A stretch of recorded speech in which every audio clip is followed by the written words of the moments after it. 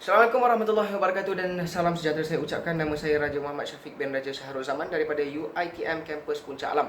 Dan video ini saya hasilkan khas untuk Ustaz kesayangan kami, iaitu Ustaz Muhammad Nur Azri bin Muhammad Zaini. Ya, setelah kami pelajar CTU 552F telah pun diberi satu tugasan untuk mengkaji konsep syaitan dari sudut-sudut yang tertentu, dan secara khususnya kumpulan kami telah pun memilih untuk mengkaji konsep syaitan dari sudut pandangan Hebrew Bible. Jadi, apa itu Hebrew Bible? Hebrew Bible adalah satu kitab atau dengan nama lainnya, iaitu kitab Ibrani dalam bahasa Melayunya, ataupun kita panggil sebagai kitab Tanakh. Tanakh bukan tanah, bukan T-A-N-A-H, tetapi T-A-N-A-K-H. Kitab Tanakh, ya, yang diimani serta digunakan oleh kaum Yahudi sebelum munculnya New Testament. Ya, kitab Tanakh ini merupakan satu kitab yang dipanggil juga sebagai The Old Testament. Dan Hebrew Bible inilah sudut pandangan yang akan kami gunakan dalam mengkaji konsep syaitan yang telah diberikan tugasannya kepada kami.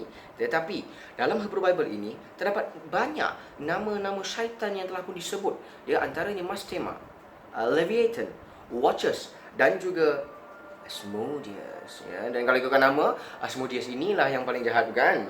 Ya, bak kata ustaz saya lah, dia kata level Asmodeus ni antara syaitan-syaitan ya, level-level yang 99999.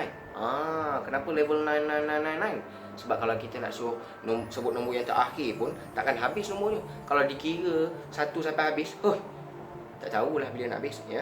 Jadi, apa yang jahat sangat Asmodeus ni? Ya, kenapa kau rasa macam ya? Jadi, mari kita kenali tentang Asmodeus.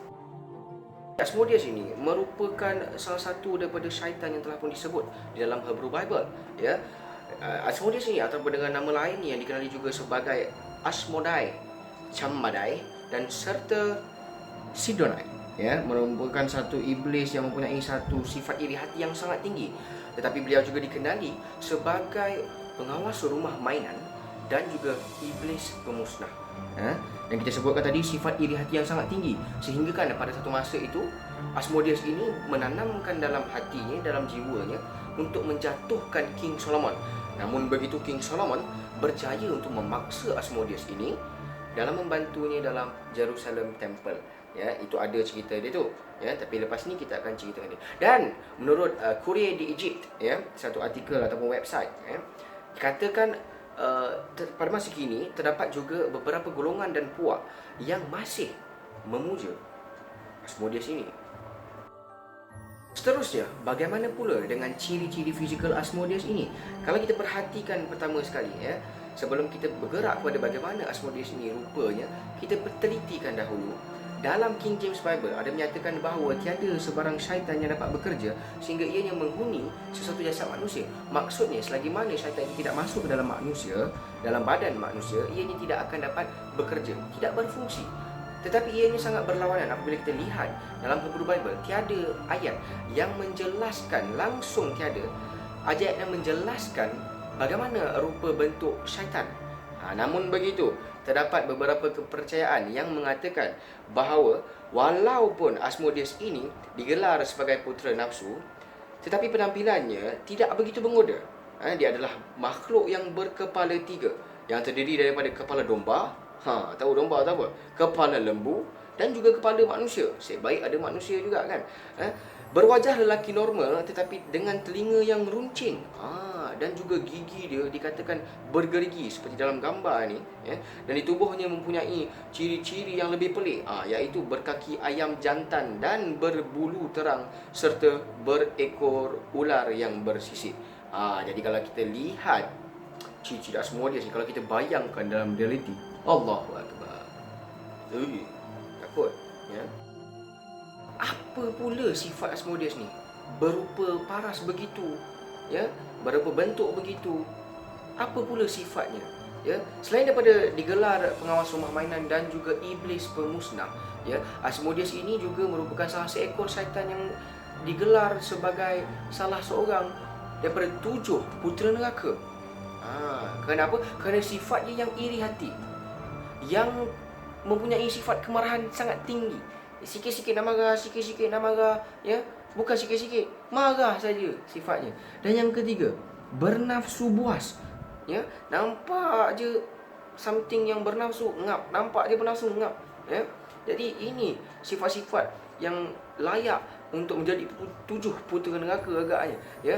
Jadi sesiapa yang sedang melihat video ini ada sifat kemarahan, ada sifat iri hati, ataupun dalam bahasa Jawanya iaitu panggil jealous, ya, dan juga sifat bernafsu buas ni, kalau Asmodeus tu 7 putera neraka, semoga kita tidak tergolong dalam kalangan orang yang di dalam neraka, insya-Allah, ya.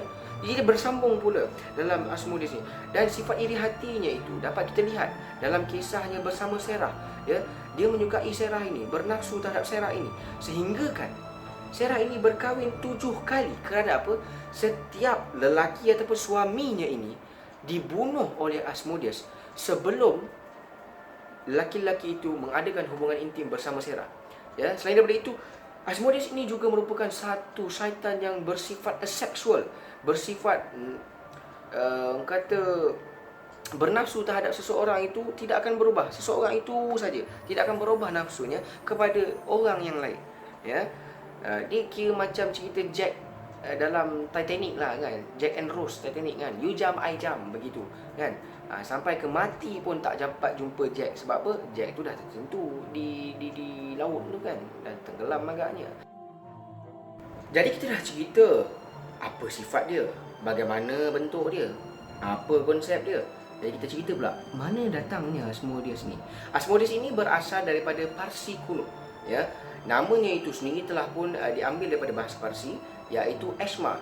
Dalam bahasa Parsi, Eshma ni dikenali juga sebagai malaikat, antara salah satu daripada malaikat syurga, ya. Jadi Eshma ini, orang-orang Yahudi ni ataupun Asmodeus ni, orang-orang Yahudi telah pun mengangkat Asmodeus ini menjadi hierarki yang tertinggi, ya. Kerana apa? Kerana kekuatannya yang sangat kuat kalau nak dibandingkan dengan syaitan-syaitan yang lain, ya. Dan ketika di syurga juga dikatakan mengikut mitologi ini, Asmodeus ini merupakan anak kepada Naamah dan juga Shamron, ya. Selain daripada itu, ia juga merupakan gabungan antara Seraphim dan juga malaikat tertinggi di syurga. Kalau mengikut mitologi ini, Seraphim ini bermaksud malaikat yang warak, yang paling tinggi dia punya pangkat di syurga. Asmodeus ini juga tinggal di istana di sebuah gunung.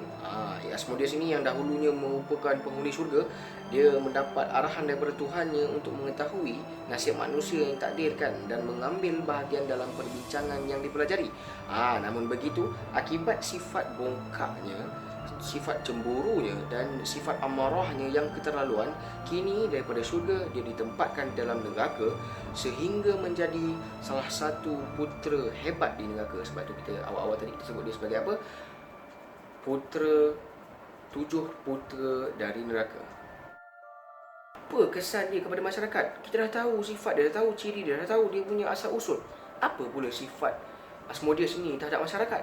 Ya, secara tidak langsung, apabila kita dah tahu sifat dia yang iri hati, yang kemarahan, selalu marah-marah, ya, yang seksual serta bernafsu yang sangat membuat-buat, yang sangat tinggi, secara tidak langsung Asmodeus ini telah mendatangkan kesan kepada masyarakat. Antara kita sedar ataupun tidak sahaja, benda ini secara tidak langsung, ya, antaranya kepada Serah, ya. Apabila Asmodeus membunuh kesemua lelaki ataupun suami Serah ini, Serah menghadapi satu perasaan yang murung, menghadapi kemurungan, ya. Dia juga menyalahkan diri sendiri, adakah salah dia membunuh lelaki dia, adakah salah dia menyebabkan lelaki-lelaki dia mati.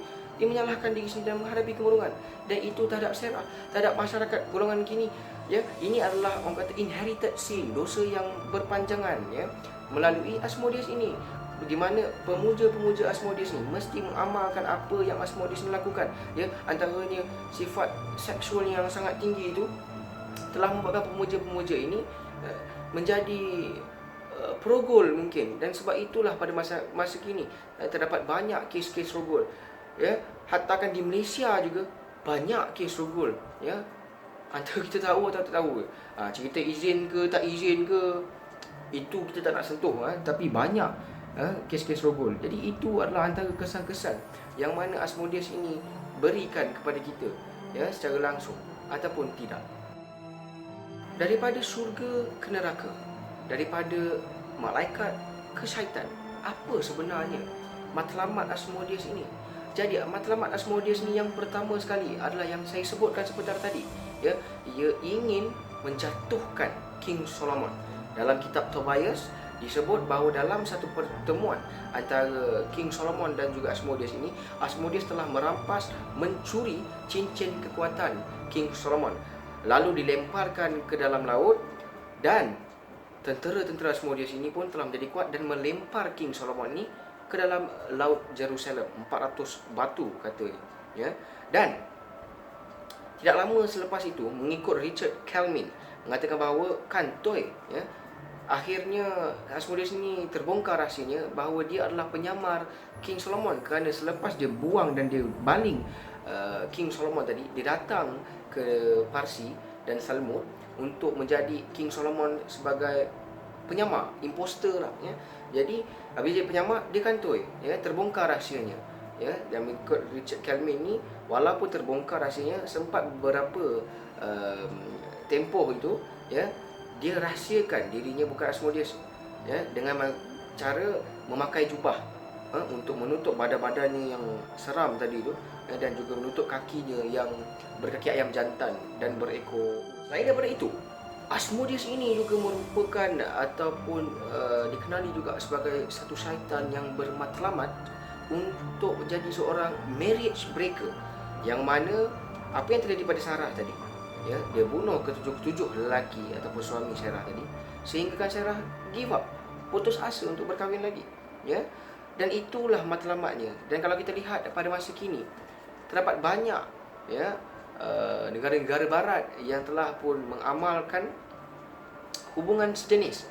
Ini boleh jadi punca daripada Asmodeus. Kenapa? Selepas mereka putus asa dengan hubungan normal mereka, mereka berpaling arah, ya, mengubah keinginan dalam melakukan hubungan sejenis. Sebab itu kita dapat banyak LGBT di Malaysia juga, ya. Jadi kita harapkan kita tidak tergolong daripada golongan itu. Nauzubillah min dzalik. Kita minta jauh, ya.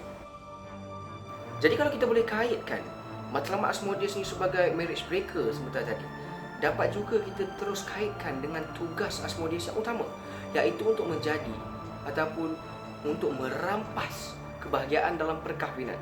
Di Asmodeus ini akan merampas kebahagiaan kepada pasangan-pasangan yang berkahwin dengan cara, ya, mencegah pasangan perkahwinan ni dalam melakukan hubungan intim, ya, dengan cara juga menghasut suami-suami kepada pasangan perkahwinan ini menjadi seorang yang suka untuk berzina dengan orang lain, bukan dengan isterinya, ya.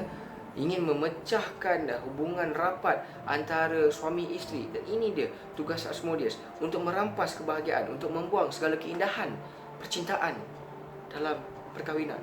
Kalau kita marah kan.